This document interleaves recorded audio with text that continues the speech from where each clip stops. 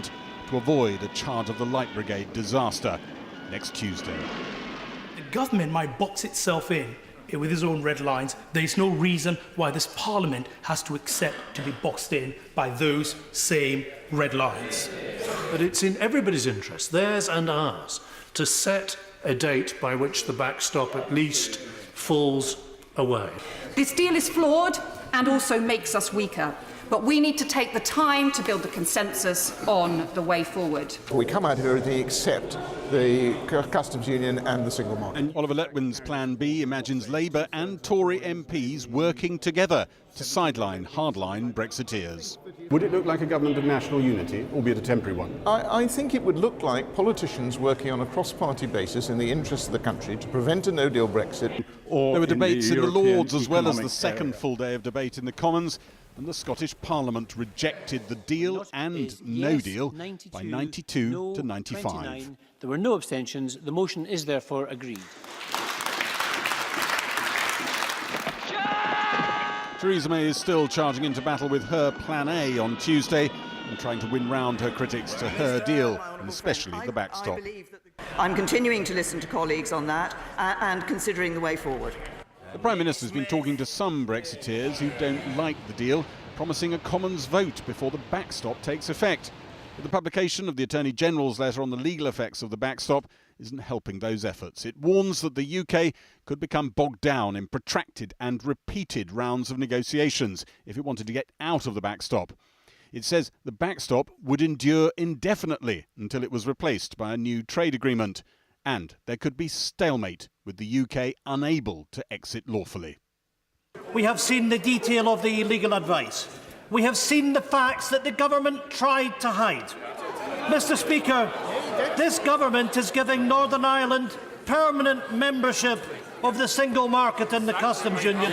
The Prime Minister has been misleading the House, inadvertently or otherwise. The Prime Minister must explain. It is not the intention of either party that the backstop should A, be used in the first place, or should B, if it is used, should be anything other than temporary. The DUP said that strengthened their intention to vote against the deal, but it didn't mean they automatically wouldn't prop up the Conservative government. And after Tuesday, then let us see where we go from there. Our deal with in the confidence supplies with the Conservative Party, not with Theresa May. So you think that the confidence supply arrangement might continue on the grounds that she might not be there, she might have to fold on her agreement, any number of possibilities? Well, any number of possibilities exist. We've seen in the last 24 hours. In 24 hours, everything could change again. Let's see what happens. Let's not make too many predictions going forward. Amidst all this tension, voices beginning to talk openly about cross-party cooperation and a government of national unity.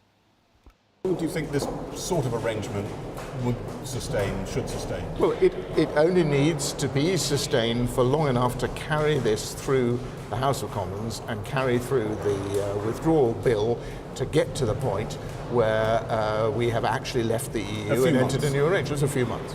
And then people return to their presumably shattered parties.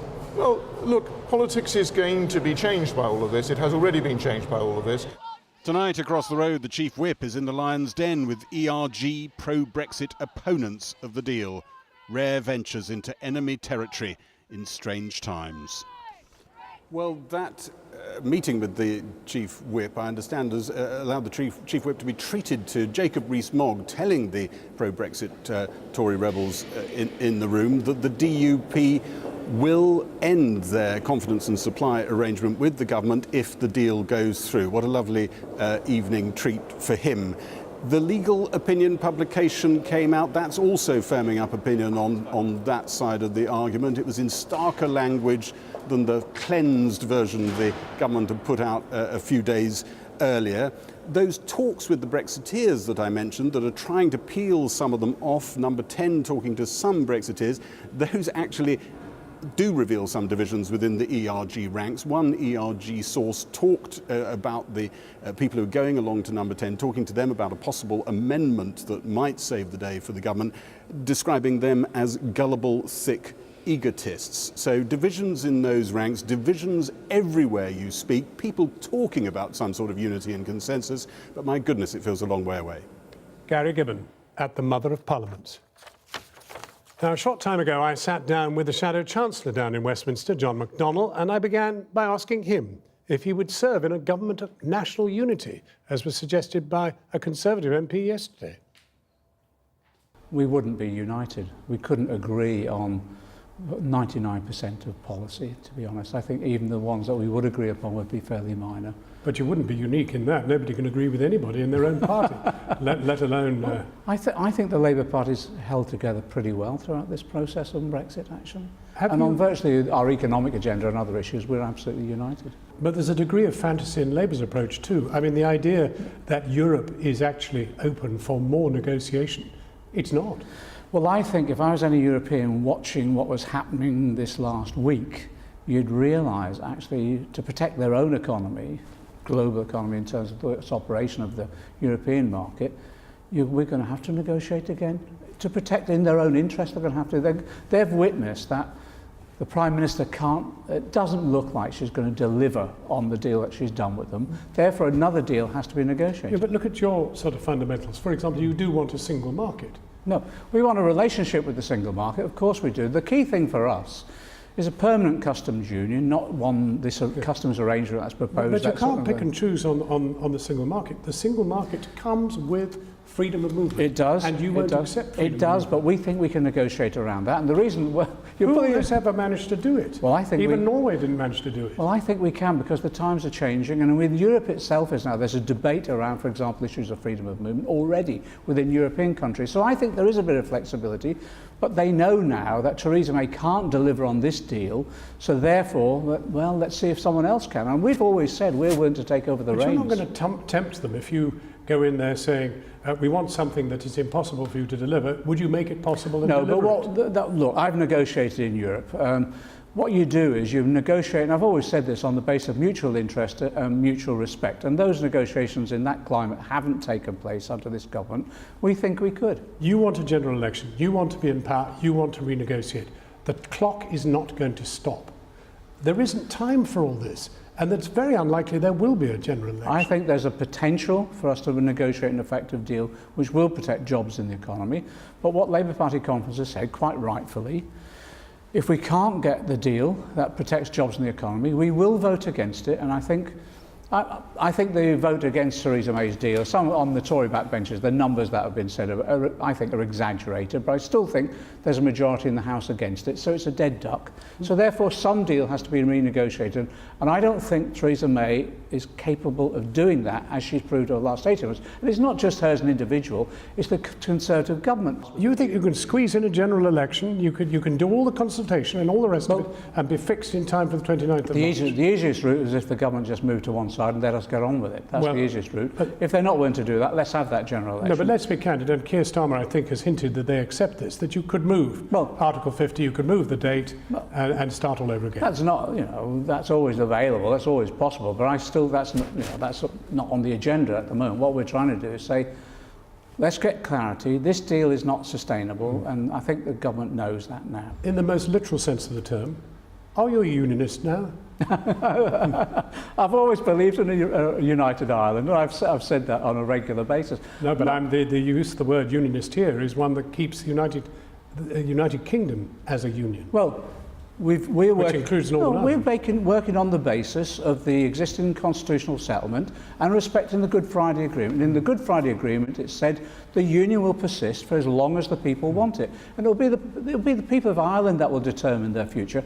Brexit shouldn't be an issue to be used either way in that matter. We're preserving the Northern Ireland Good Friday Agreement. Fully agree with it. John McDonnell, you are a senior, experienced politician. Tell me something that I've not been able to get anyone else to answer. Where will we be in 2 weeks' time? I haven't got a crystal ball, but let me say this. I think Theresa May's deal will be voted down. I don't think it'll be voted down. Will she still be Prime Minister? Not necessarily, but if I go through the options with you, I don't think her deal will go through. I don't think it'll be an enormous vote against, as some newspapers are exaggerating. I think it'll whittle down because of tribal loyalty within the Conservative Party, as in all political parties. It'll vote down. Now, she's got a choice then. Does she go off and negotiate again? Possibly, and then come back with another deal. Would you have confidence in her coming? No, I don't think the European Union would. So there'll be a would. no confidence vote? Possibly. We'll determine that at the time. And the no confidence vote would only go through if it had the support of all opposition parties and some Conservatives as well. We'll have to see. Well, you must have a sense of that. Well, there's a feel at the moment that the Prime Minister is not capable of negotiating, but I say it's not down to her individually, because the whole of the government has not been able to negotiate this deal. They've not been able to sustain a stable cabinet, for example, not been able to sustain even a position of the Brexit Secretary for any period of time. So I don't think they're capable of doing it. Well, as the gruelling political duel continues in Westminster, what do our European colleagues make of it? I'm joined now by our Europe editor, Matt Fry, who hopefully can shed some light. You spent a lot of time knocking about European capitals. What are people saying? Knocking about? Well, that's how I see it, anyway. OK, so the people I've spoken to today in Berlin and Brussels say the following things. First of all, they are rather tired of the box set that is Brexit. They've watched season 1, 2, 3, 4 and 5. They're not interested in watching season 6. They want clarity. They want closure. Now, this means that if Theresa May loses her vote next week and she thinks she can go back to Brussels and get more concessions, forget about it. Your stocking will be empty for Christmas on that front. So the second thing is, what happens if Parliament amends the legislation fundamentally? What happens if there's a second referendum or another general election? Well, they are as clueless about the future as John McDonnell, who we just heard. But what they do want is some sort of sense of destination. They are not prepared, or they're very unwilling, put it this way, to give us a delay if they're not clear about the destination. And what they really don't want is this idea that we will take part in the European elections next May, which are crucial because it's all about the rise of right-wing populism in Europe. We take part in those elections because we've delayed the process, and then we leave with whatever president we've left behind in the form of a revived UKIP or whatever in the European Parliament. They don't want that. They really want closure, but if for some reason we decide to stay, they're happy with that too. Matt, thanks very much. I'm sure John McDonnell would challenge the idea that he's clueless about the future. Well, earlier I spoke to the Business Minister, Claire Perry, and I began by asking her if the full legal advice had let the cat out of the bag, given that the backstop appears to threaten the integrity of the UK. Well, I don't think that's certainly not that's not the legal advice I saw, and I think that's quite a harsh interpretation. What it said was that there were, as with any deal, theoretical risks that could come into play if the backstop was ever triggered, which of course it is our desire and belief it will not be, and that ultimately there was a sort of a legal question as to whether this backstop could be triggered unilaterally or not. Actually, it's much more black and white than that, though, isn't it? Because it treats Northern Ireland differently than the rest of the UK. Let me just quote to you from the document so that everybody's clear. On the customs union, it says the arrangements as a whole apply differently in Great Britain and Northern Ireland. On the single market, it says the implications of Northern Ireland remaining in the EU's single market for goods, while GB, Great Britain, is not, is that for regulatory purposes, GB is essentially treated as a third country by Northern Ireland for goods passing from GB into NI. It treats the Northern Ireland differently from the rest of the UK, it splits it off. We already have we already have a diversion of some regulatory checks between Northern Ireland and between the UK. And there is a theoretical risk, according to that advice and according to the work done, that some of those checks could be extended. But you have to remember, Cathy, that the original place of the backstop, where the EU started the negotiations, was there would be a complete carve-out of Northern Ireland from the rest of the United Kingdom. There will be both tariff and regulatory misalignment between those parts of the UK. You said just a few weeks ago that Theresa May's deal, quote, absolutely does not create any form of separation for Northern Ireland. I've just read you the bits of the document where there is clearly a separation. So were you sold a pup? No, this is so I would be the first person to say that we would have wanted clearer language, and particularly around the issue of the ECJ and the sort of clarity of separation. But I think we also have to accept that with the clock ticking and with Brexit Day, 114 days to go or something like that, we have to start making some decisions on this. It's been a negotiation. We have a deal that delivers on the referendum result. We have a deal, by the way, that I believe the majority of my constituents, and I had a Leave voting constituency, support. And the time for the kind of theoretical legalistic arguments which have gone on for decades in the House of Commons has got to come to an end. And the time for us to accept that this is the deal, or we have a high probability of no deal, or indeed, as you can see from some of the conversations happening in the House of Commons already, I know you're covering the debate, a strong probability that we will actually, the House of Commons will take control and will ensure there's no Brexit. So that's the deal. There isn't a plan B, and it is my view we have to get behind the PM and support it. If you're insistent that the deal with Theresa May's deal is not dead, is your deal with the DUP dead? Well, the DUP have entered into this confidence to supply arrangement. We've worked closely with them on a number of issues. And they're voting against you on the budget. Well, they voted against you yesterday on contempt of Parliament.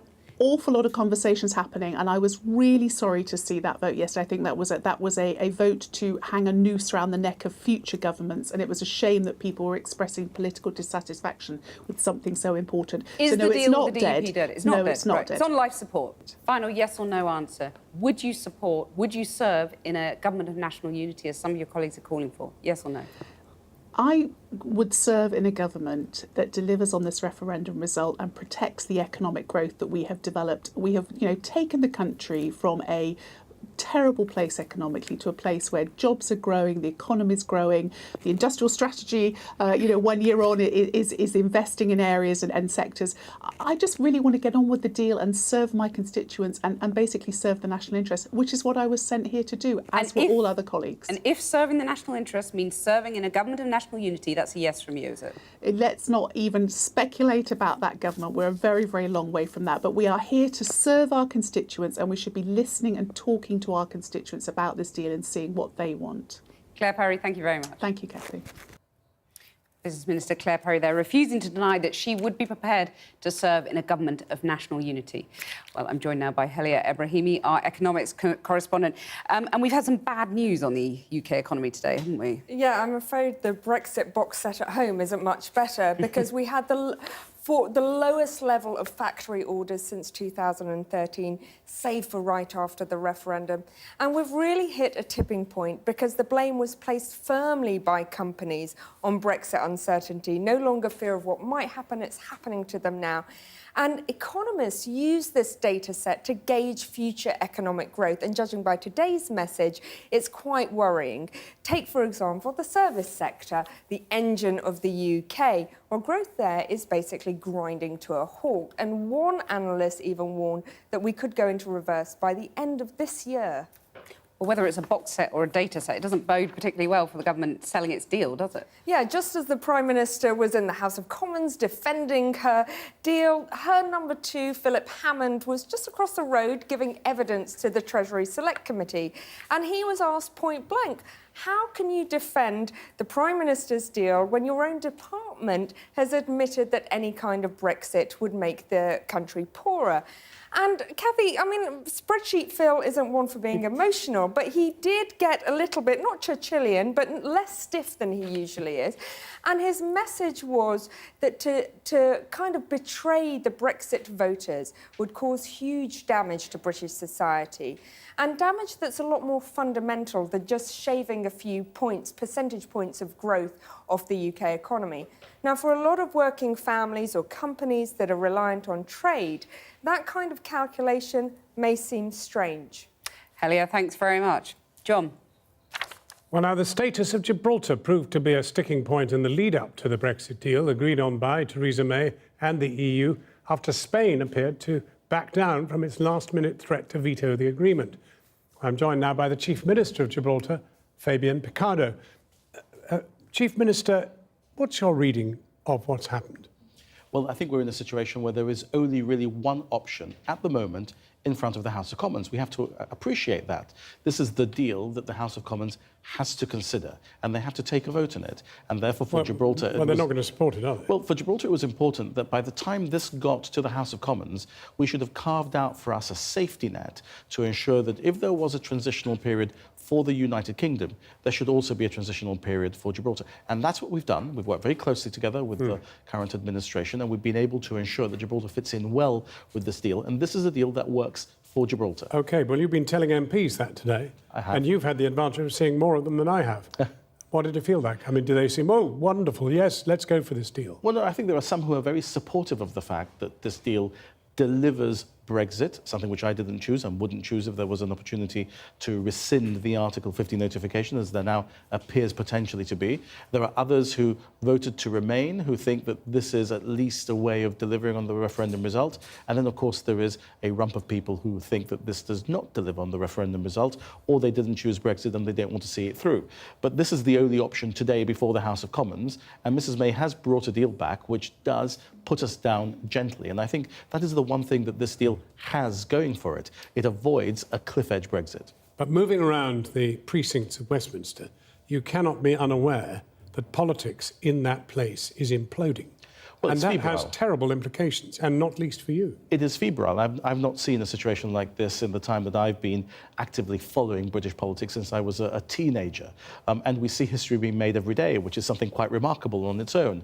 But despite that, Theresa May has been written off almost every day since she took over as Prime Minister in the most difficult circumstances 2.5 odd years ago. People thought she wouldn't bring back a deal. People thought she wouldn't survive. She survived, and she's brought back a deal and managed to carve out a place for Gibraltar in that deal, and that's why I'm backing this deal. One thing then, what is the bottom line that you do not want damaged?